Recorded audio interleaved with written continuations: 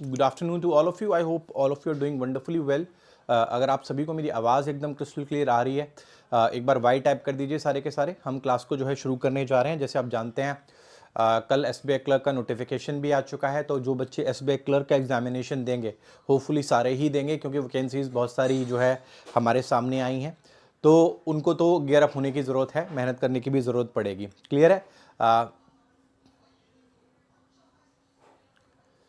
बिल्कुल बिल्कुल ठीक है। चलिए, आई होप सभी को आवाज़ आ रही है। क्लास हम शुरू करते हैं। अगर आपको याद है, पिछले 2 क्लासेस में हमने कुछ बातें की थी, कुछ चीज़ें सीखी थी। आप देखेंगे पहले क्लास में हमने सीखा था, पहले क्लास में हमने सीखा था कि किस तरीके से जो है हम चीज़ों को, एडजेक्टिव्स को एट्रीब्यूटिवली या प्रेडिकेटिवली यूज़ करते हैं। दूसरे क्लास में हमने सीखा था कि वर्ब्स जो हैं हमारे, वो कैसे एडजेक्टिव्स का काम करते हैं, जिनको हम पार्टिसिपल के नाम से जानते हैं, राइट। ये दोनों चीज़ें हमने पहले क्लास में सीख ली थी बढ़िया तरीके से। जितने पॉसिबल क्वेश्चंस हो सकते हैं जो एग्जामिनेशन में यहाँ से पूछे जा सकते हैं, वो भी मैंने आपको टैकल करने की कोशिश की थी। क्लियर है? आज हम तीसरे पार्ट की तरफ बढ़ रहे हैं, जो जिसके लिए बेसिकली देखा जाए या किताबें अगर हम देखें तो एडजेक्टिव्स चैप्टर जब भी पढ़ाया जाता है तो सबसे पहले इन्हीं चीज़ों का जो है जिक्र किया जाता है, इन्हीं के बारे में जो है सबसे पहले पढ़ाया जाता है। बात हम करने जा रहे हैं किसके बारे में? बात हम करने जा रहे हैं डिग्रीज के बारे में। ठीक है, बिल्कुल बेसिक से पढ़ेंगे, लेकिन ये भी याद रखेंगे कि हो सकता है कि आगे हम एग्जामिनेशन में बैठे, हो सकता है 3 महीने बाद बैठे, हो सकता है 4 महीने बाद बैठे, 5 महीने बाद, 6 महीने बाद। तो एग्जाम ओरिएंटेशन भी रहना चाहिए कि जो भी हम पढ़ रहे हैं वो हम एग्जामिनेशन से कहीं ना कहीं रिलेट कर पाएँ। क्लियर है? तो बहुत ध्यान से सुनिएगा, समझिएगा मैं क्या आपको पढ़ाने की कोशिश कर रहा हूँ और क्या समझाने की कोशिश कर रहा हूँ। देखो, सबसे पहले हम बेसिक्स समझते हैं किसी चीज़ के। जो हमारी डिग्रीज हैं उनके बेसिक्स क्या होते हैं। सबसे पहले तो आपको यह समझने की ज़रूरत है कि जो डिग्रीज हैं आपको बेसिकली 3 फॉर्म्स में मिल जाती हैं। ठीक है, 3 फॉर्म्स में आपको ये मिलती हैं। पहली फॉर्म को जो है, मैं बिल्कुल जीरो से पढ़ा रहा हूं, लेकिन ये याद रखिएगा कि अच्छे लेवल तक जाना है हमने, क्वेश्चंस अच्छे करेंगे। पॉजिटिव डिग्री हम कहते हैं, जो सबसे पहले बेसिक डिग्री होती है। उसके बाद जो है हम कहते हैं उसको कंपैरेटिव डिग्री, जो हमारा दूसरा वाला हिस्सा होता है। और जो तीसरा हिस्सा होता है उसको हम कहते हैं सुपरलेटिव डिग्री। ठीक है, तो ये 3 तरीके की हमें डिग्रीज देखने के लिए मिलती हैं, पॉजिटिव डिग्री, कंपैरेटिव डिग्री और सुपरलेटिव डिग्री। जो हमारी पॉजिटिव डिग्री होती है, ठीक है, कोई भी एडजेक्टिव अपनी जो डिग्रीज चेंज करता है वो 2 तरीके से करता है। जैसे फॉर एग्जांपल कोई वर्ड है, मान लीजिए एक वर्ड है काम। काम का मतलब शांत होना होता है। तो पहला तरीका इसके कंपैरेटिव बनाने का क्या होता है, हम इसके आगे ईआर फॉर्म लगा देते हैं, कामर लिख देते हैं। दूसरा इसका तरीका सुपरलेटिव्स बनाने का क्या होता है, ईएसटी लिख देते हैं। ये सब आपको पता होगा, लेकिन फिर भी मैं लिख रहा हूं ताकि अगर कोई बच्चा बिल्कुल जीरो से शुरुआत कर रहा है तो इसको इसमें प्रॉब्लम ना आए। ठीक है, क्या हो गया, कामेस्ट हो गया। ये पहला तरीका है जिस तरीके से हम पॉजिटिव, कंपैरेटिव और सुपरलेटिव्स बनाते हैं। दूसरा तरीका क्या है हमारे पास, जैसे एक वर्ड है मान लीजिए इंपॉर्टेंट। तो अब ये जो इंपॉर्टेंट वर्ड है, ये इसको अगर हम कंपैरेटिव बनाएंगे तो इसके आगे हम ईआर नहीं लगा सकते, इंपॉर्टेंटर कुछ नहीं होता। तो हम क्या करते हैं, ऐसे केस में जो डिग्री है हम उसको सेम रखते हैं, उससे पहले मोर लगा देते हैं। जैसे हम क्या करेंगे, मोर इंपॉर्टेंट लिख देंगे। क्या लिख देंगे, मोर इंपॉर्टेंट लिख देंगे। तीसरा हम क्या करते हैं, सुपरलेटिव बनाते हैं, तो इन्हीं के आगे हम मोस्ट लिख देते हैं और मोस्ट इंपॉर्टेंट कर देते हैं। तो आप इस बात को समझिए कि अगर जितने भी एडजेक्टिव्स हैं उनमें से ऑलमोस्ट 100% एडजेक्टिव्स या तो ऐसे जो है अपनी डिग्रीज चेंज करते हैं, या तो ईआर या ईएसटी लगा के अपनी डिग्री चेंज करते हैं, या फिर मोर या मोस्ट लगा के जो है अपनी डिग्रीज चेंज करते हैं। 2 एडजेक्टिव्स ऐसे होते हैं जो ये प्रोसेस फॉलो नहीं करते, और वो हमें जनरली पता ही होते हैं। वो 2 एडजेक्टिव्स कौन कौन से हैं? वो 2 एडजेक्टिव्स हैं हमारे गुड, इसका जो कंपैरेटिव फॉर्म है वो बेटर होता है, और सुपरलेटिव फॉर्म है वो बेस्ट होता है। ठीक है, वहीं जो हमारा दूसरा वर्ड है वो है बैड। बैड का हमारा जो कंपैरेटिव फॉर्म होता है वो वर्स होता है, और जो सुपरलेटिव फॉर्म होता है वो वर्स्ट होता है। तो ये हमारे बेसिक्स हैं, how actually degrees are formed. लेकिन ये जो जानकारी मैं आपको दे रहा हूं ना, ये आपको एग्जाम में कहीं काम नहीं आएगी। मतलब अगर आप सोचो कि इससे क्वेश्चन निकल आएगा, नहीं, ऐसा पॉसिबल नहीं होगा।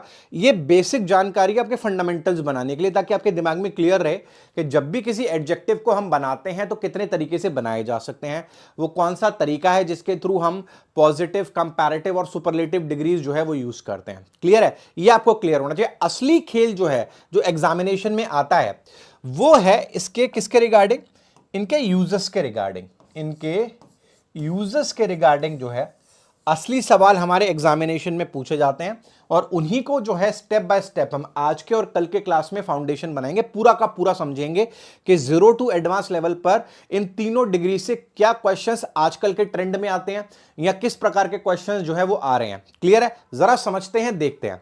सबसे पहले देखो, आपको क्या समझने की जरूरत है, हम प्रैक्टिकलिटी से समझते हैं। सपोज करिए कि आपके सामने एक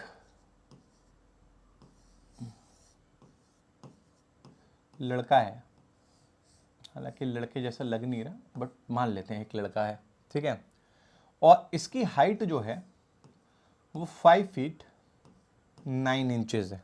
ठीक है, कितनी है? 5 फीट 9 इंचेस है। अब अगर हम इंडिया के कॉन्टेक्स्ट में देखें, अगर किसी की हाइट 5, 9, 5, 10 है तो उसको लंबा बोलते हैं, है ना। मान लेते हैं कि ये जो लड़का है इसका नाम है ए। तो अगर मुझे किसी को इसके बारे में बताना है, इसकी लंबाई के बारे में बताना है, तो मैं इसको कह सकता हूं कि ये फेयर टॉल है, मतलब एकदम बहुत ज्यादा लंबा भी नहीं है लेकिन टॉल है। इंडियन कॉन्टेक्स्ट में इसको हम टॉल बोल सकते हैं।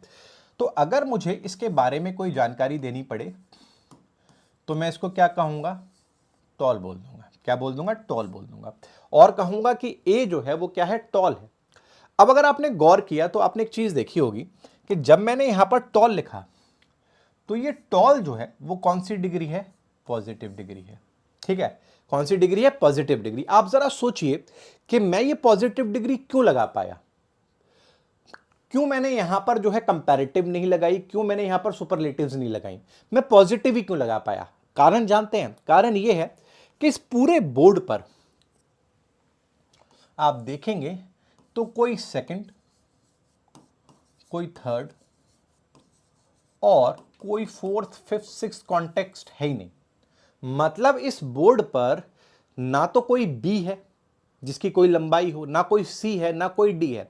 जो भी मुझे बयां करना है, जो भी मुझे बोलना है, वो सिर्फ इस पिक्चर को देखकर ही बोलना है। रिलेट करने के लिए कोई दूसरी पिक्चर मेरे पास है ही नहीं। तो जब हमारा नजरिया किसी बात को कहने का सिर्फ एक इंसान या एक चीज पर फोकस होता है, और जब हम उसकी क्वालिटीज बताते हैं तो हम कौन सी डिग्री लगाते हैं?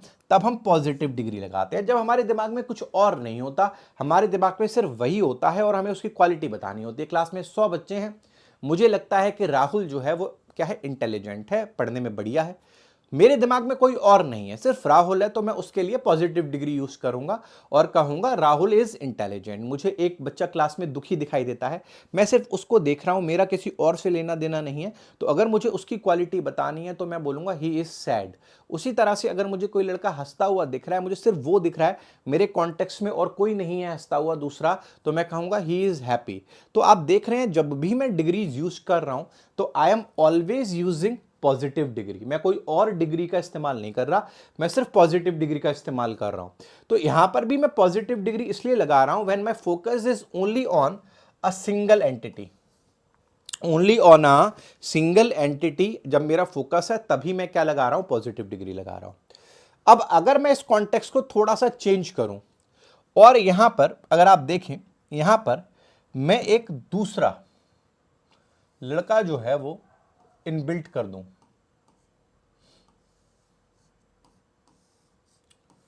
और इसका नाम जो है मैं बी रख दूं, और यहां पर इसकी हाइट जो है मान लीजिए 5 फुट 11 इंच है। ठीक है, अब जब मैं बोर्ड पर देखता हूं तो मेरी नजर सिर्फ एक पर नहीं पड़ती। मेरे कॉन्टेक्स्ट में दो लोग हैं, दोनों लोगों में सेम क्वालिटीज हैं, ये भी टॉल है, ये भी टॉल है, लेकिन ना चाहते हुए भी मेरी नजर ये जो ब्लू वाला है इसकी तरफ जाएगी, और मैं सोचूंगा कि ये जो दूसरा ए है ये इससे थोड़ा सा लंबा है, है ना चाहते हुए भी मैं दो चीजों का रिलेशन बनाने की कोशिश कर रहा हूं, और ये एक ऐसा रिलेशन है जहां पर मैं एक को ऊपर और एक को नीचा दिखाने की कोशिश कर रहा हूं। जब हम किसी एक को ऊपर और किसी एक को नीचा दिखाने की कोशिश करते हैं तो उसी को अंग्रेजी भाषा में कहते हैं क्या, कंपैरिजन। आप जब छोटे होंगे या हो सकता है अभी भी आपका आपके रिश्तेदारों के साथ कंपैरिजन होता हो, आपके चाचा के बच्चों के साथ, आपके मामा के बच्चों के साथ, तो कंपैरिजन वाकई में है क्या, किसी को ज्यादा दिखाना, किसी को कम दिखाना। तो जब हम किसी को ज्यादा दिखा रहे हैं या हम किसी को कम दिखा रहे हैं तो ऐसे केस में हमें कंपैरिजन करने की जरूरत पड़ती है। और यह बात आपको समझ में आ गई होगी कि कंपैरिजन करने के लिए मुझे दो चीजों की तो जरूरत पड़ेगी, तभी कंपैरिजन हो पाएगा। जब मेरे चाचा का बच्चा ही नहीं है, चाचा की शादी ही नहीं हुई, तो किससे कंपैरिजन करेंगे। मामा का बच्चा नहीं है तो किससे कंपैरिजन करेंगे। जब कोई होगा तभी तो कंपैरिजन होगा, यस और नो। तो हमें दो एंटिटीज की जरूरत पड़ती है, ये क्लैरिटी होनी चाहिए। आगे मैं आपको सिखाऊंगा दो से ज्यादा में भी कंपैरिजन हो सकता है, लेकिन अभी के लिए ये समझते हैं, ठीक है। तो ये अगर मुझे इसको सेंटेंस फॉर्म में लिखना पड़े तो मैं इसको कैसे लिखूंगा, मैं इसको लिखूंगा B is taller than A. क्या लिखूंगा, B is taller than A. B जो है वो टॉलर है, ऊंचा है ए से। क्लियर है, सिंपल सी बात है, कोई इसमें डाउट नहीं होना चाहिए। बहुत सिंपल तरीके से मैं समझा रहा हूं। ये जो सिंपल से बेसिक्स है ना बेटा, इसी में बहुत सारी गहरी बातें भी छुपी हुई हैं जो आपको धीरे धीरे समय के साथ पता चलेंगी। क्लियर है, चलिए पढ़ते हैं, जरा देखते हैं। अब अगर आप देखेंगे मैं यहां पर क्या करने वाला हूं, मैं यहां पर एक तीसरी इमेज बनाने वाला हूं, ठीक है। अब ये तीसरी इमेज मैं यहां से बनाना शुरू करता हूं। मैंने ये तीसरा एक बच्चा बनाया और यहां पर इसके हाथ बनाए और यहां पर इसको बनाया, ठीक है। मैं इसका नाम जो है सी रख देता हूं। मान लेते हैं ये जो है बंदा ये 6 फुट 1 इंच टॉल है, राइट। अब देखिए जब मैं एक बार में इन सब की तरफ देखता हूं तो एक तो मुझे ये हरा वाला दिखाई दे रहा है, एक मुझे ये नीला वाला दिखाई दे रहा है और एक मुझे ये पिंक वाला दिखाई दे रहा है। यानी मुझे टोटल कितने लोग दिखाई दे रहे हैं, मुझे टोटल 3 लोग दिखाई दे रहे हैं।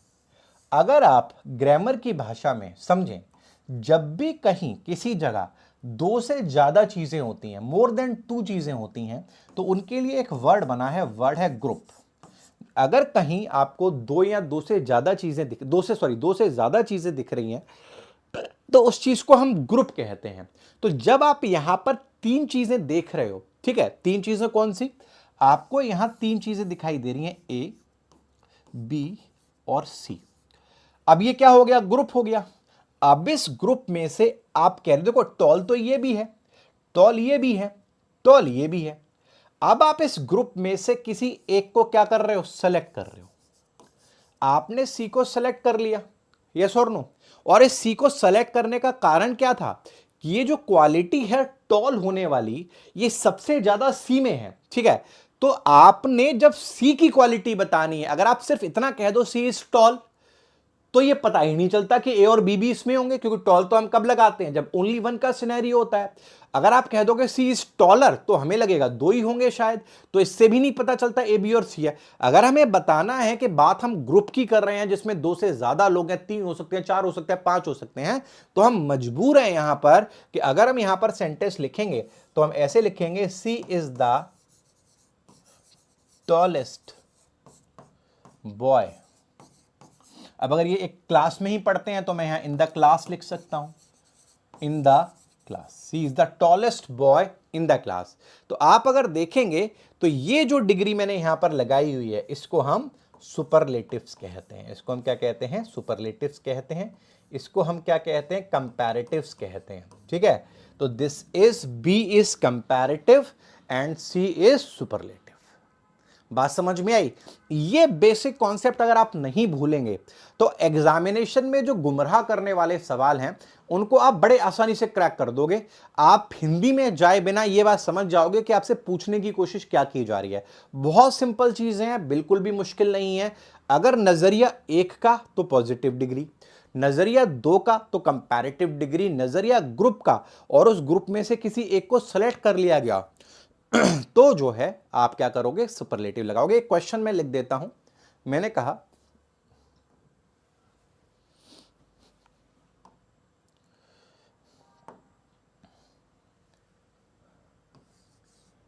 everyone detests him because he is the worst leader and often involved in unethical activities। ठीक है, इस सेंटेंस को देखिए, जब आप इस सेंटेंस को पढ़ेंगे तो आपको सही मायने में समझ में आएगा कि मैं आपके लिए क्या टारगेट करने की कोशिश कर रहा हूं या आपको क्या सिखाने की कोशिश कर रहा हूं। जरा पढ़िएगा एक बार इस सेंटेंस को, जरा अपना ओपिनियन बताइए, एक सेकंड दीजिएगा।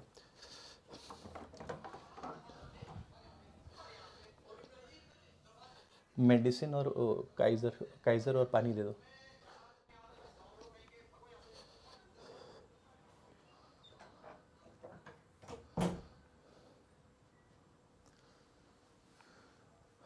चलिए पढ़ते हैं जरा इसको। देखो क्या कहा जा रहा है, every one detest him. Detest का मतलब होता है नापसंद करना। सब उसे नापसंद करते हैं क्योंकि वो वर्स्ट लीडर है। ठीक है, वर्स्ट लीडर है और अक्सर वो अनएथिकल एक्टिविटीज में पाया जाता है। सुनने में ये सही लग रहा है, लेकिन प्रॉब्लम ये है कि अगर हम इस ही को वर्स्ट लीडर कह रहे हैं तो वर्स्ट क्या है, सुपरलेटिव डिग्री है। और अगर हम इस ही को वर्स्ट कह रहे हैं तो ही जैसे कुछ और लोगों का हिंट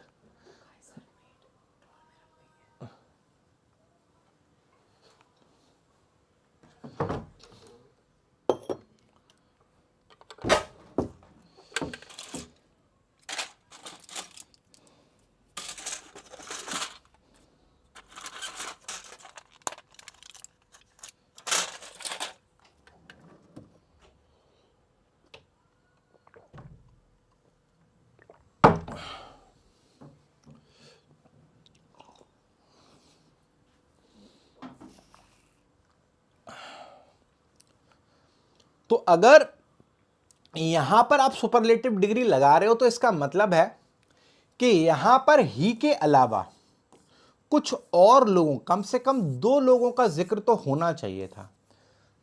इस सेंटेंस में ऐसा हिंट जरूर होना चाहिए था कि ही के अलावा भी कोई और है, लेकिन आप जानते हैं कि यहां पर ही के अलावा किसी और का जिक्र हो नहीं रहा।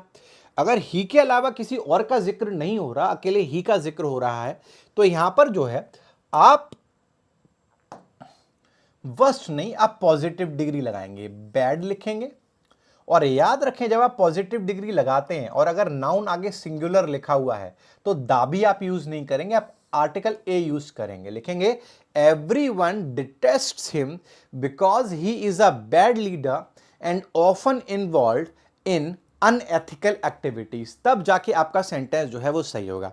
अब आपको समझ में आया, जब आप हिंदी करोगे ना तो एग्जाम में आप नहीं आइडेंटिफाई कर पाओगे। अभी तो चलो मैं आपको एडजेक्टिव चैप्टर पढ़ा रहा हूं, आपका दिमाग एडजेक्टिव की तरफ ही है, लेकिन आप इमेजिन करो ऐसी सिचुएशन जब सारी चीजें मिलकर आपके सामने आएंगी तो हिंदी करके कैसे आइडेंटिफाई करोगे। आपके कॉन्सेप्ट्स क्लियर होने चाहिए। आप किसी के लिए वर्स्ट यूज कर रहे हो, क्यों यूज कर रहे हो, और भी होने चाहिए उस जैसे। क्या और भी है? नहीं है, सेंटेंस गलत है, आप पॉजिटिव डिग्री लगाइए। अब इसी क्वेश्चन को मैं जरा घुमाता हूं, आपको दोनों का डिफरेंस पता चलेगा और क्लैरिटी और मिलेगी। मैंने कहा everyone detests him because he is the worst leader in this company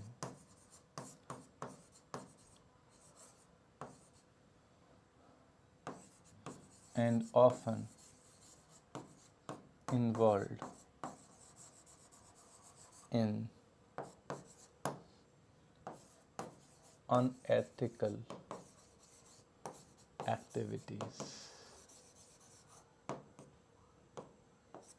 चलिए अब जरा जब आप दूसरे सेंटेंस को देखेंगे, look at the second sentence, आपको डिफरेंस पता चलेगा पहले और दूसरे में। जरा खुद पढ़िए पहले और फिर मुझे बताइए कि क्या आखिर आपको डिफरेंस मालूम पड़ रहा है और कैसे जो है दोनों सेंटेंसेस अलग हैं, कैसे हम डिफरेंशिएट करेंगे, कैसे हम जो है वो फर्क पहचानेंगे।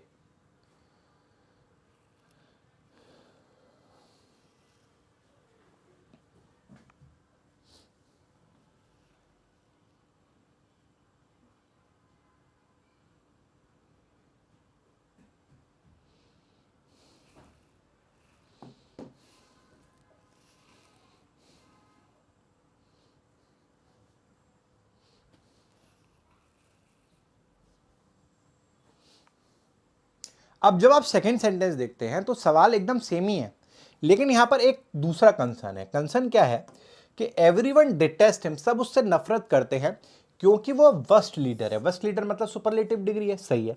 अब यहां पर देखो आगे क्या लिखा है, इन दिस कंपनी, इस कंपनी में। अब कंपनी एक बंदे की तो होगा नहीं और कंपनी में एक लीडर तो होगा नहीं, कई लीडर होंगे, कई मैनेजर्स हो सकते हैं, कई डायरेक्टर्स हो सकते हैं। तो यहां पर ये जो इन दिस कंपनी लिखा है ना, ये इशारा है एक ग्रुप का। और अगर ये ग्रुप का इशारा है तो इसका मतलब है बेटा कि यहां पर ये जो फर्स्ट लीडर यानी जो सुपरलेटिव डिग्री लगाई हुई है ना, ये एकदम सही लगाई हुई है, इसमें कोई एरर नहीं है। तो ये सेंटेंस क्या हो जाएगा, नो एरर हो जाएगा। और ये सेंटेंस क्या है, यहां पर एरर है। यही सबसे मेजरली आपको क्या लगता है टीचर सिखा देता है कि कंपैरेटिव डिग्री का क्वेश्चन आएगा, देख लेना THAN लगा हुआ है तो कंपैरेटिव लगा देना, वार्म मत लिखना वार्मर लिख देना, कोल्ड मत लिखना कोल्डर लिख देना, THEN नहीं होता THAN होता है। ये घिसे पिटे सवाल है अकबर के जमाने के, याद है आज से 7-8-9 साल पहले किताबों में भी आपको यही सवाल मिलेंगे। आपका जो एग्जामिनेशन है बैंकिंग एग्जामिनेशन, इससे बहुत ऊपर उठ चुका है, कॉन्टेक्चुअल है, लॉजिकल एग्जामिनेशन है। तो वो आपसे ये घिसे पिटे चीजें नहीं पूछेगा, वो आपसे बहुत ही कॉन्टेक्स्ट में चीजें पूछेगा। वो ये चेक करेगा एग्जामिनर कि आपका नॉलेज बेस कितना बढ़िया है, आपने रट्टा कितना बढ़िया मारा है, उससे उसका कोई लेना देना नहीं है। तो इसीलिए ये कॉन्टेक्स्ट आपको समझना बहुत ज्यादा जरूरी हो जाएगा। आई होप मैं क्लियर कर पाया हूं। क्लियर है? एक बार मुझे CL टाइप करके दीजिए सारे के सारे।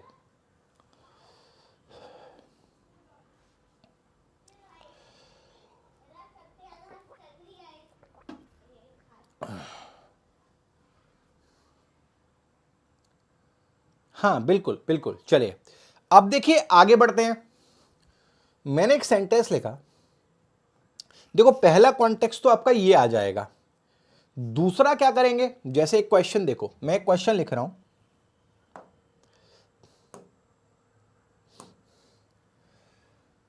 This is the most lengthiest chapter of this book। ठीक है, this is the most lengthiest chapter of this book. ठीक है, आपके सामने मान लीजिए ये क्वेश्चन उन्होंने दे दिया। अब ये क्वेश्चन जब उन्होंने दिया तो आप देखेंगे मैं इसके नीचे क्या कर रहा हूं, अंडरलाइन कर रहा हूं और यहां पर कुछ ऑप्शंस लिख रहा हूं। Most lengthy chapter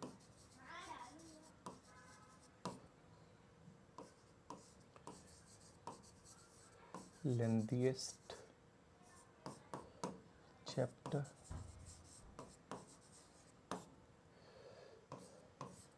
the most lengthy chapter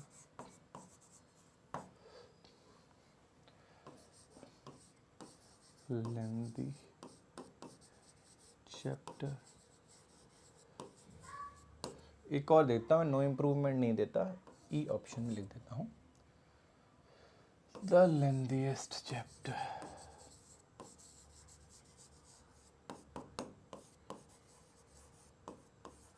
दूसरी कैटेगरी में क्या करेंगे, वो आपके सामने इस प्रकार का सवाल देंगे। ऐसा सवाल प्री एग्जामिनेशन में पूछा भी गया है।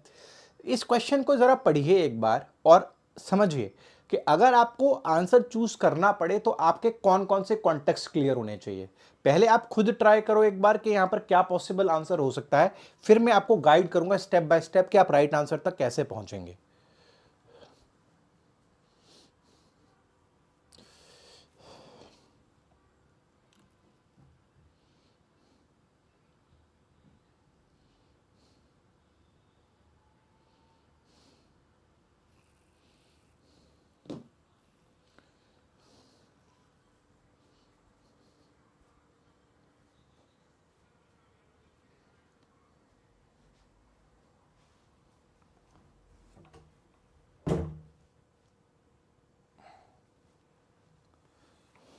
बिल्कुल।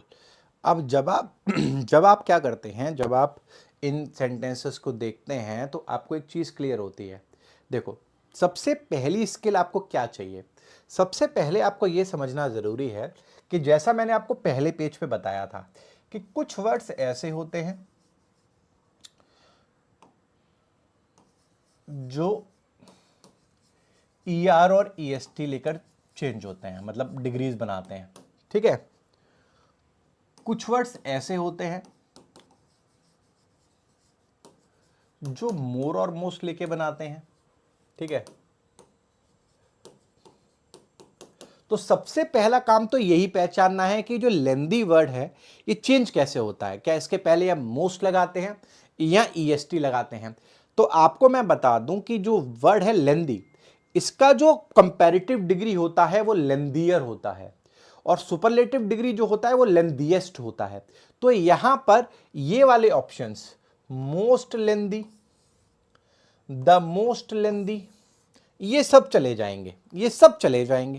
पहला स्टेप तो हमें यह समझने की जरूरत है कि भाई कंपैरिजन हो कैसे रहा है शब्द का, यहां सुपरलेटिव कंपैरेटिव डिग्री कैसे बन रही है। दूसरी चीज यह समझने की जरूरत है कि यहां पर आप देखेंगे ऑफ दिस बुक लिखा है, तो अगर ऑफ दिस बुक लिखा है तो इसका मतलब अकेला एक चैप्टर तो होगा नहीं बुक में, यह इशारा है ग्रुप का। और अगर ये इशारा है ग्रुप का तो इसका मतलब आगे डिग्री जो है वो सुपरलेटिव होनी चाहिए, यानी आंसर जो होगा वो हमारा सुपरलेटिव डिग्री में होगा। तो अगर हम देखें इस बात को समझे तो हमें पता है कि हमारा डी ऑप्शन भी रॉन्ग हो गया, क्योंकि डी ऑप्शन में पॉजिटिव डिग्री दी हुई है। तो हमने क्या किया, हमने ए ऑप्शन एलिमिनेट करा, सी ऑप्शन एलिमिनेट करा, डी ऑप्शन एलिमिनेट करा। तीसरी बात हमें यह समझने की जरूरत है, थर्ड थिंग इज कि जब भी हम क्या लगाते हैं, सुपरलेटिव्स लगाते हैं, तो सुपरलेटिव्स क्योंकि एक स्पेसिफिक चीज के बारे में बात कर रहे होते हैं, इसलिए हमें उनसे पहले आर्टिकल द, जो कि डेफिनेट आर्टिकल होता है, वो लगाने की जरूरत पड़ती है। डेफिनेट आर्टिकल नहीं होगा तो सेंटेंस गलत हो जाएगा। तो अगर आप देखेंगे बी ऑप्शन में और ई ऑप्शन में, बी ऑप्शन में आर्टिकल द जो है वो लगा हुआ नहीं है, वहीं ई ऑप्शन में आप देखेंगे दा भी लगा है, सुपरलेटिव्स भी लगे हैं। तो ये जो है आपका राइट आंसर होगा, E will be the right answer for you. बात समझ में आई कि आपको तीन चीजों को समझना जरूरी है। पहले डिग्रीज कैसे चेंज होती हैं, दूसरा ग्रुप है तो पॉजिटिव डिग्री कंपैरेटिव डिग्री का कोई रोल नहीं है, तीसरा कि आप दा देखेंगे कि सुपरलेटिव सिर्फ लगाने से कुछ नहीं होगा, उससे पहले जब तक दा नहीं लगा होगा तब तक काम नहीं चलेगा। आई होप मैं क्रिस्टल क्लियर कर पाया हूंगा आपको। क्लियर है तो एक बार CL टाइप करके दीजिए। ये कैटेगरी ऑफ क्वेश्चन आपको सेंटेंस इंप्रूवमेंट में बहुत देखने के लिए मिलेगा एग्जामिनेशन में, स्पेशली प्री लेवल पर।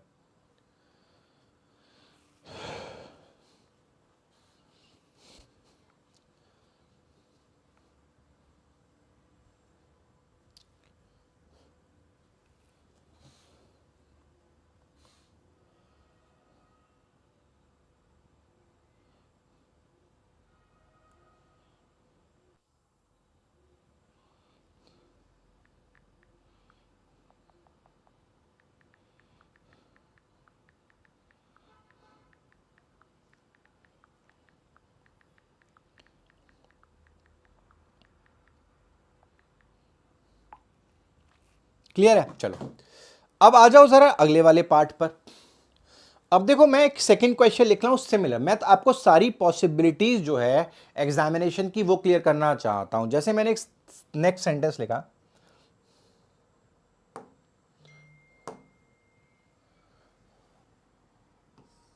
Of all the proposals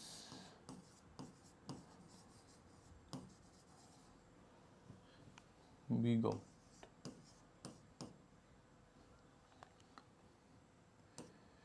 this is dash.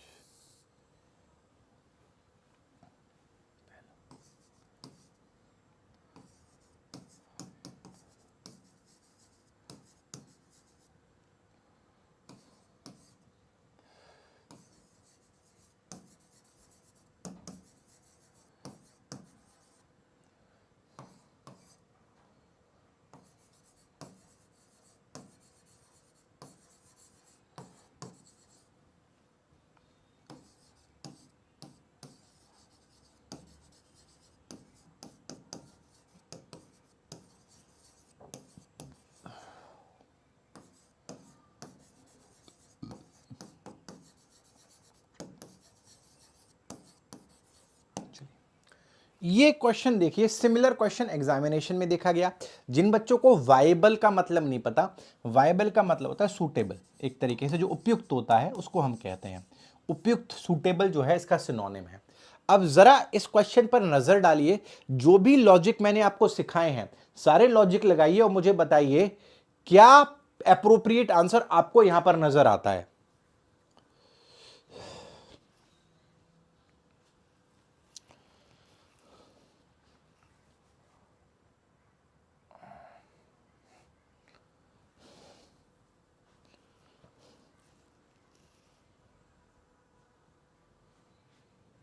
चलिए, अब आप लोगों का दिमाग काम करना चल चुका है, आपको पूरा रास्ता मिल चुका है कि हमें कैसे आंसर तक पहुंचना है।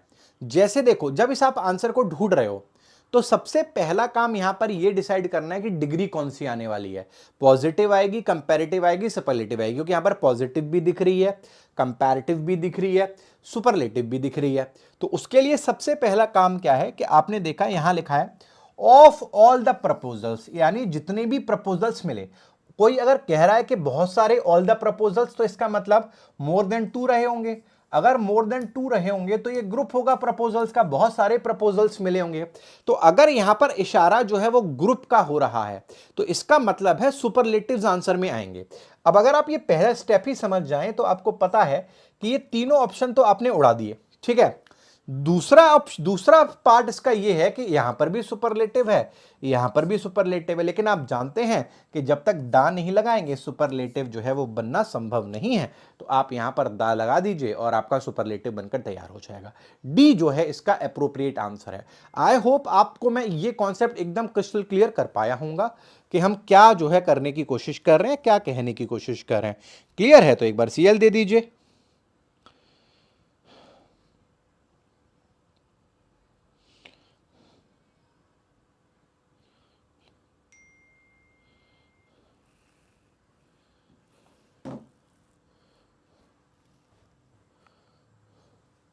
चलिए, अब देखिए, इसी में ऐसा भी हो सकता है कि आपको दूसरी तरफ से ट्रिक लगाए एग्जामिनर और कहे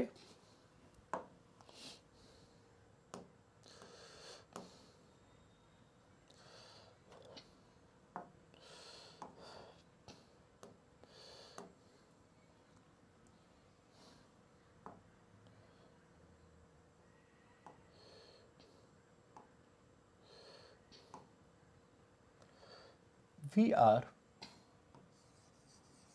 looking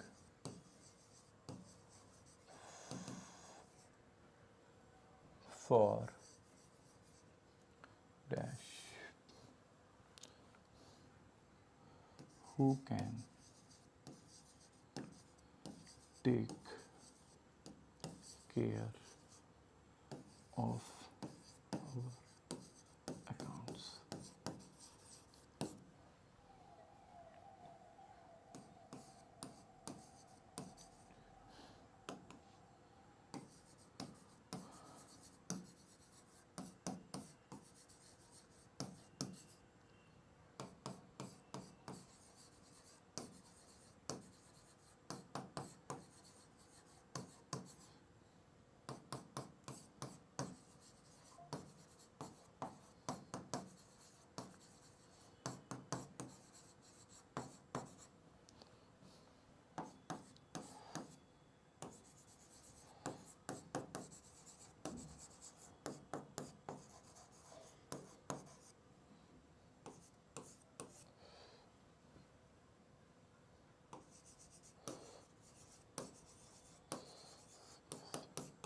चलिए इस क्वेश्चन को ज़रा आंसर करने की कोशिश करिए। जो मैंने आपको सिखाया है ये उसी पर आधारित है। ज़रा मुझे बताइए कि यहाँ पर क्या पॉसिबल आंसर जो हैं हो सकते हैं।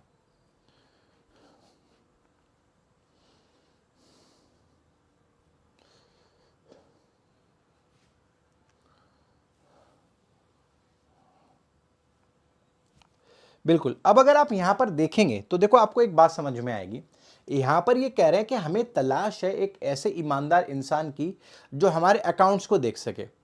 अगर आप देखेंगे तो इस सेंटेंस में ये कहीं भी नहीं बताया गया कि इन्होंने एक से ज़्यादा इंसान को देखा है या इनको एक से ज़्यादा इंसान चाहिए या इंसानों का कोई ग्रुप है, कुछ नहीं। यहाँ पर सिर्फ ये एक की तरफ इशारा कर रहे हैं, हमें एक ऐसा बंदा चाहिए भैया जो हमारे अकाउंट्स को देख सके, ऐसा ईमानदार इंसान चाहिए। तो जब इशारा ही एक की तरफ है तो ना तो सुपरलेटिव्स की कोई चांस बन सकता है, ना ही कंपैरेटिव का कोई चांस बन सकता है। अब यहां पर भी पॉजिटिव डिग्री है, यहां भी पॉजिटिव है। हम जानते हैं पॉजिटिव से पहले हम डेफिनेट आर्टिकल लगाते नहीं है, इनडेफिनेट लगाते हैं। तो यहां पर जो है हमारा राइट आंसर क्या हो जाएगा, फर्स्ट वाला पार्ट जो है वो हमारा राइट आंसर रहेगा और उसी को हम जो है अप्रोप्रिएट आंसर मानेंगे। आई होप क्लियर हुआ होगा। तो आपके सामने एग्जामिनेशन में पॉजिटिव और सुपरलेटिव्स को लेकर इस प्रकार के क्वेश्चंस आपको देखने के लिए मिलेंगे जो आपको क्रिस्टल क्लियर होने चाहिए। अगर ये कॉन्सेप्ट आपको क्लियर है तो एक बार मुझे CL टाइप करके दीजिए सारे के सारे।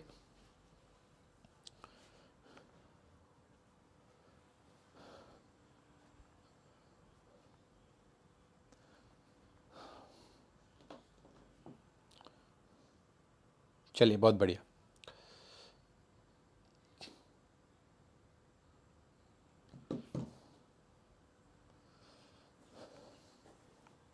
अब आते हैं जरा नेक्स्ट पार्ट पर।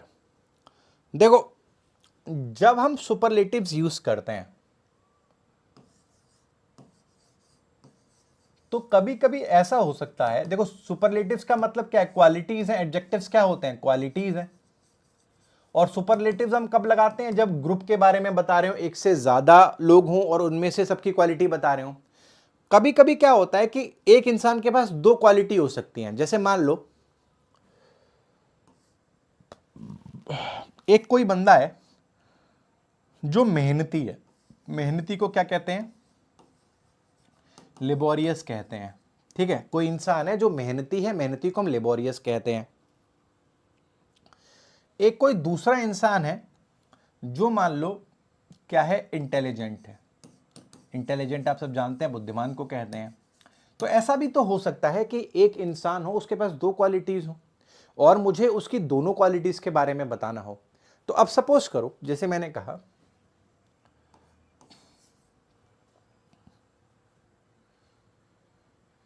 our manager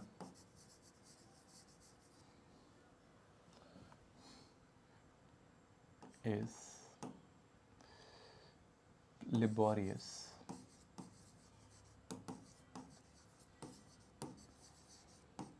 and intelligent.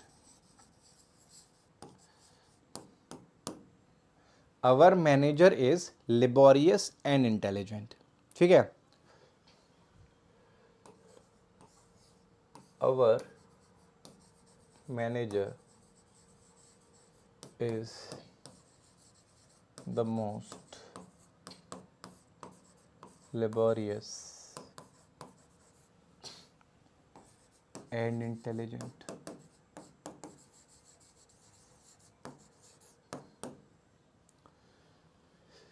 तीसरा,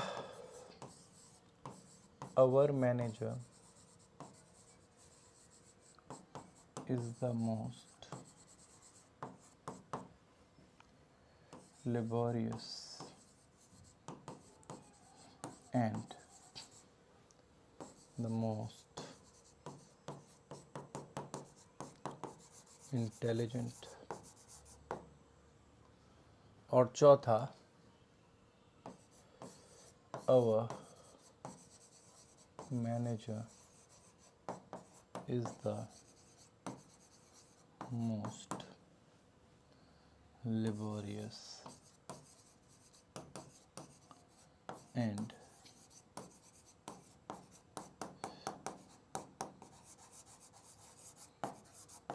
अगर मैं आपसे पूछूं कि आपके सामने अगर ये सेंटेंस आता है तो आप किसको सही मानोगे?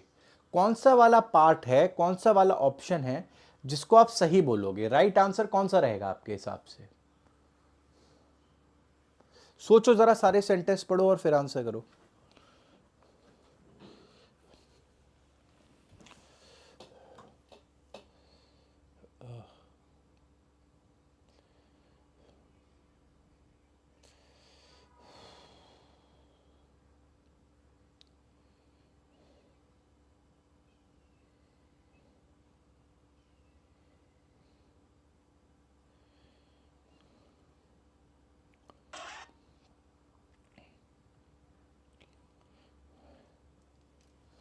चलिए, अब देखिए, इसमें आपको हो सकता है कि क्वेश्चन बड़ा ट्रिकी लग रहा हो, फलना लग रहा हो, ढिमका लग रहा हो, लेकिन अगर आपके बेसिक्स क्लियर हैं तो आपको इसमें दिक्कत ही नहीं होनी चाहिए।